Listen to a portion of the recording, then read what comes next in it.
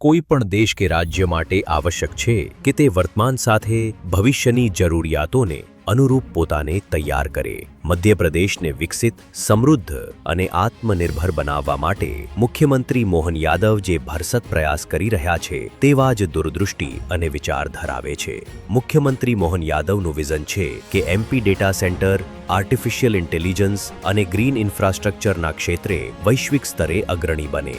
સ્પેનના Barcelona શહેરમાં તેમણે ઇમર્શન cooling ટેકનોલોજીમાં અગ્રણી કંપની સબમરની મુલાકાત લીધી.